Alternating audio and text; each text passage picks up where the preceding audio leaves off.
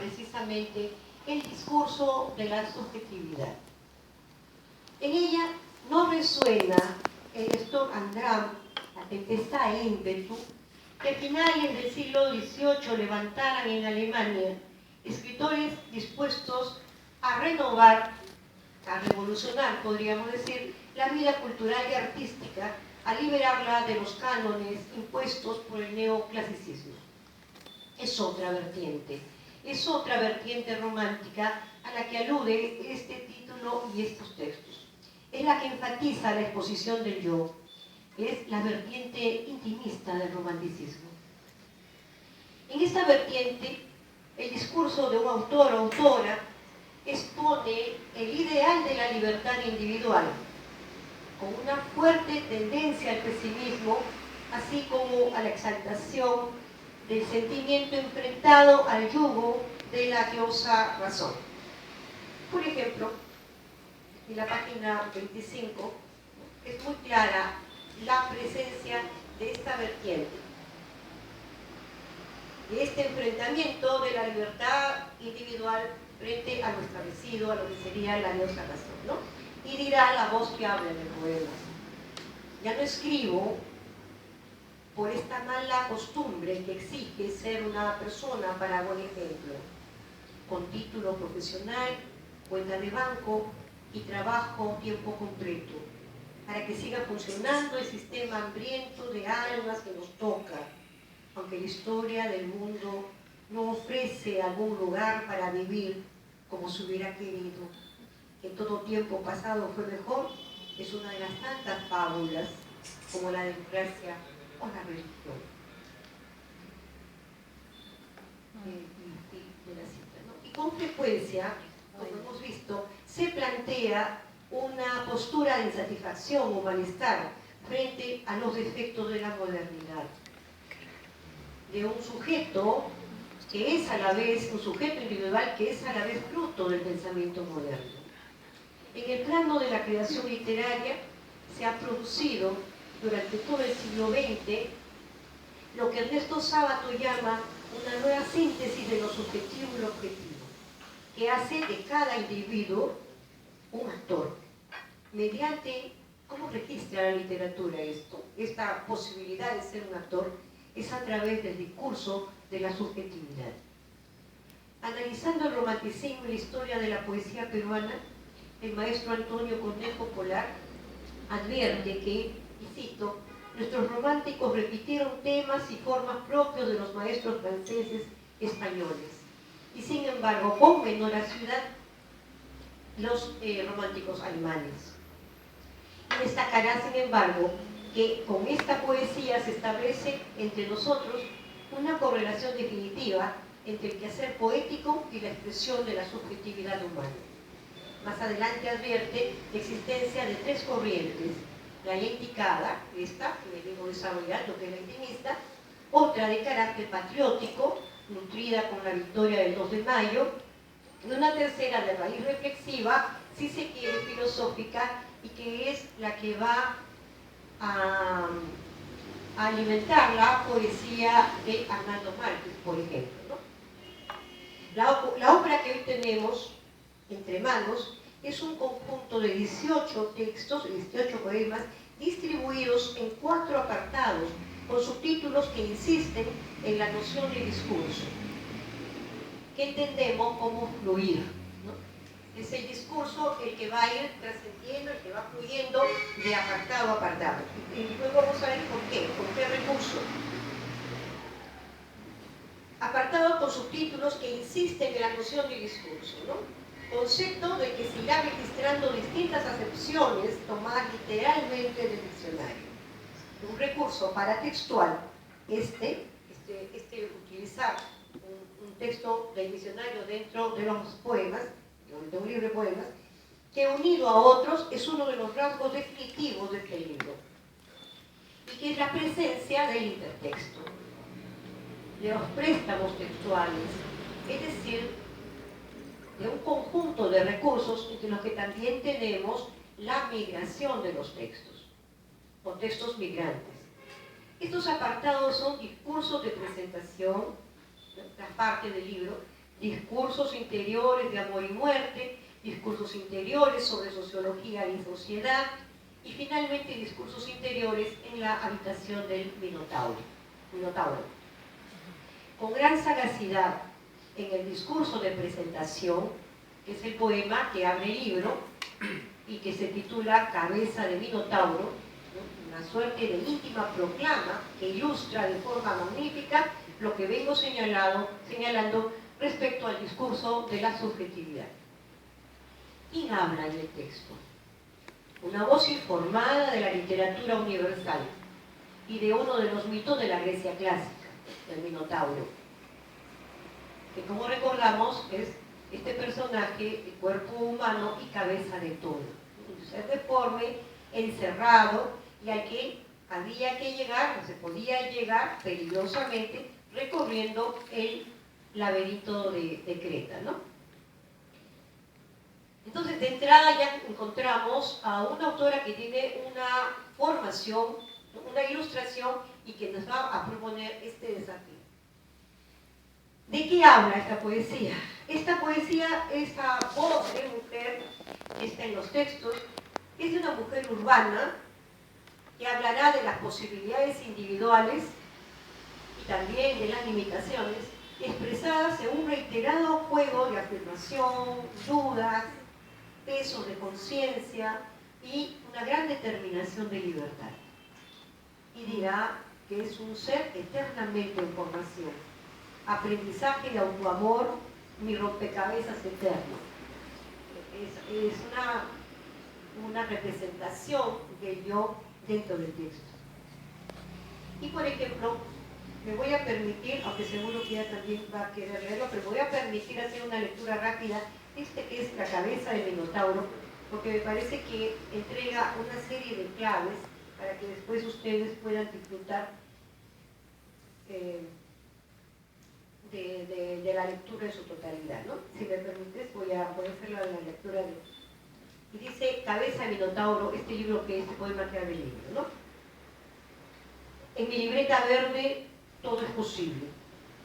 Cada semana apunto en ella los libros que debería leer, películas que debería ver, ciudades a las que debería volver, los recuerdos aún no vividos y las cuentas mensuales para que los libros, las películas, la soledad y el amor nos reunamos en esta habitación esperando algún futuro.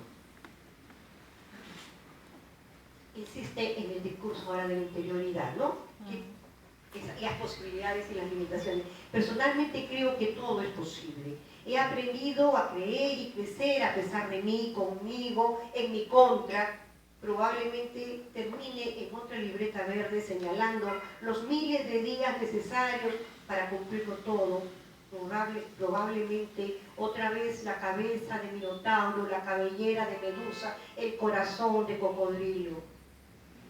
Estoy llena de libretas verdes y promesas, de especulaciones y teorías que jamás comprobaré. Soy la suma de una desidia innata y las ganas de sentarme en algún malecón de Lima con una botella de agua y cigarrillos esperando el atardecer. O más bien, esperando nada. Soy la suma de estrellas pegadas en el techo de mi habitación, el arrepentimiento diario por las papas fritas y las divagaciones. Sobre todo esto y todo lo anterior, soy un círculo vicioso. Un ser eternamente en formación, aprendizaje de autoamor, mi rompecabezas eterno, aprendizaje de mirarme en el espejo con paciencia y ternura.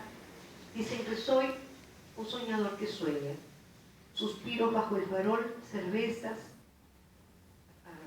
A9, THC, una agüita salada que no es de la mar, y mi libreta verde entre los santos lugares, y un pabellón del ángel ebria de una solitaria y dulcísima presencia. Escribir y solamente como una bonita cosa tonta para sospechar que aún estoy viva. Escribir y solamente sin el dolor de un auditorio vacío en la primera función.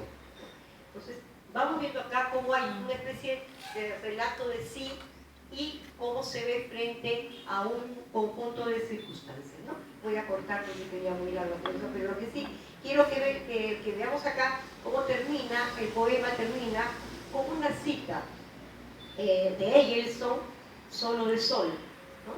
¿Cuál es la entrada de esta cita? Dice: soy más que simple, soy cotidiana, más cierto aún, las libretas verdes y la poesía dan un sentido a la vida, lo otro lo da el amor. Gracias a eso escribo, solo por eso sueño. Solo el sol solamente, solo el sol, y yo tan solo, a solas, con el sol, sonrío simplemente. Una reiteración en el sol. Gracias, el nombre de Jorge Eduardo. Sí, es magnífico, y además la cadencia ganada por el fonema, ¿no? por este fonema que es el repetida ese. El tono con el que se aborda la existencia es con frecuencia bastante sombrío, ¿no? En algún momento en el poema Ricordi dirá: la vida es una melancolía constante, un rasgo típicamente romántico, ¿no? La inconformidad por lo establecido queda registrada en textos como este. En la página 25 habrá un poema que dice: ya no escribo por esta mala educación que exige ser una persona para un buen ejemplo. Es lo que les leía al comienzo, ¿no? Una voz que se regocija en su ensimismamiento. Dirá: soy quien aprende de sí misma, solamente yo, viendo en el fondo de mi botella una luz que reuní y me friega. Este último verso también me presta. ¿Desde dónde habla este yo por momentos tan desolado? Desde la urbe. Es un yo que habla, que recorre especialmente la ciudad de Lima. El conjunto de poemas, hay por lo menos 10 o 15 referencias así registradas con el nombre de la ciudad, ¿no? Son referentes espaciales y de objetos que provienen de la ciudad. Hay una cosa interesante, ¿no? Señala Bachelard, cuando hay algunos escritores que van a personalizar el ambiente, que van a hacer del ambiente, de la locación, del lugar físico, un personaje. Y no es el caso en este poemario, ¿no? En este poemario lo que encontramos es un yo que transita y casi no deja mayores, no toma mayores elementos. No hay descripción de lugares, ¿no? No hay descripción de lugares. Es un yo, es una interioridad que va trasladándose por los lugares.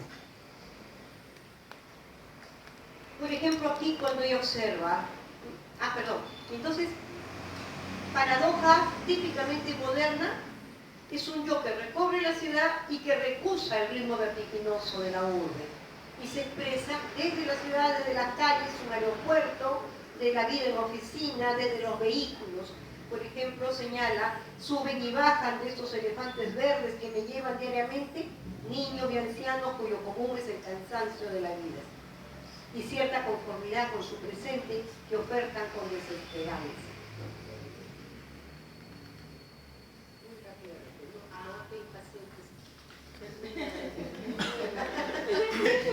Seres estáticos serán también, ¿verdad? Y los seres también son reflejados. A mí me parece muy significativo eso. Los lugares, las locaciones son recorridas y los seres que van poblando estos lugares también son observados, pero desde la interioridad, ¿no? Está muy bien logrado eso.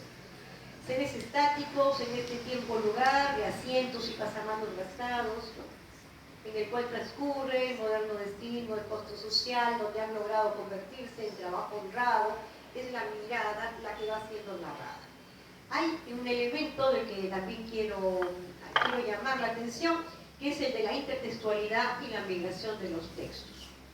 Un punto que me parece remarcable es esa presencia intertextual, también llamada paratextos, que en el caso del poemario de Ana tienen un marcado protagonismo, como es el del préstamo mismo de la figura del Minotauro, ¿no? Y otros que son citas textuales de poemas de autores peruanos letras de canciones populares y entradas, como he señalado, entradas literales del diccionario. La importancia concedida a la intertextualidad lleva a distinguir, ¿no? Es tanta la importancia que ella distingue una habitación de citas, un rosario de citas, un sumario de citas, ¿no? Con la correspondiente ubicación en las páginas en las que éstas se encuentran. De otro lado, la relevancia dada a los textos que se ha hecho migrar dentro del poemario y que proceden del diccionario, se remarca al asignárseles incluso una página abriendo cada apartado, ¿no? Ustedes verán aquí, por ejemplo, en este caso, ¿no? Definición de discurso, 2 puntos, definición de teoría, 2 puntos, y el texto está tomado literalmente del diccionario, ¿no? Abriendo un apartado, este elemento paratextual. Por supuesto, remarcando la importancia que se le está dando para la comprensión total del poemario, ¿no? La importancia concedida a la intertextualidad lleva a distinguir entonces esta limitación, este glosario de limitaciones, ¿no? Y será así, página 7, Jorge Eduardo Ellenson, vemos la presencia de Ellenson, de Luis Hernández, 2 veces de Luis Hernández, Antonio Cisneros, 2 veces Jorge Eduardo Ellenson, textos de las canciones de Fito Páez, Sebastián Salazar Bondi y Vallejo, habitando al lado de Víctor Jara, de Lucho Hernández o de Leucemia. Es entonces necesario señalar que estos elementos se constituyen en parte significativa del poemario y se trata de una estrategia de comunicación poética que crea condiciones para la recepción del sentido de los poemas. Préstamos y textos migrantes que guían la lectura, amplían o precisan el campo de la interpretación. Estos elementos que completan, en ocasiones delimitan también el sentido, son demostración de la relación del autor, de la autora, con la obra y también con sus lectores. Su función, como he señalado hace un momento, es orientar el sentido de la decodificación, a la vez que revela una línea de pensamiento y una perspectiva estética. Y hasta podría decir también que hay una vocación gráfica, ¿no? Es una vocación de mostrar no solamente el texto, sino jugar con los blancos y jugar con elementos paratextuales que añadan significación.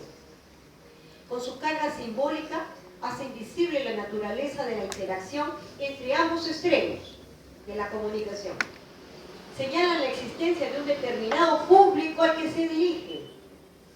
Su registro pone de manifiesto el proceso comunicativo que presupone la existencia de un lector implícito capaz de ingresar a la lectura premunido de un conocimiento anterior. Así, autora y lectores se reconocen inscritos dentro de una misma tradición. El mito del Minotauro abre el conjunto y lo cierra también. Y adentro queda el discurso de una subjetividad femenina y urbana en combate a veces consigo misma. Aquí hay una cita que me interesó, ¿no? Cuando dice la página 26, en el poema precisamente que me ha llamado tanto la atención, que es Vida de Oficina, acumulado mis fracasos y fatigas en una caja de zapatos. Sé que no soy alguna de esas 1000 mujeres del espejo.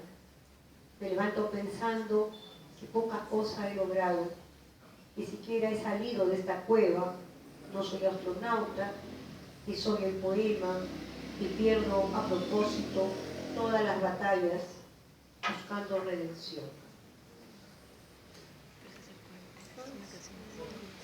Voz poética, ilustrada e ilustrativa.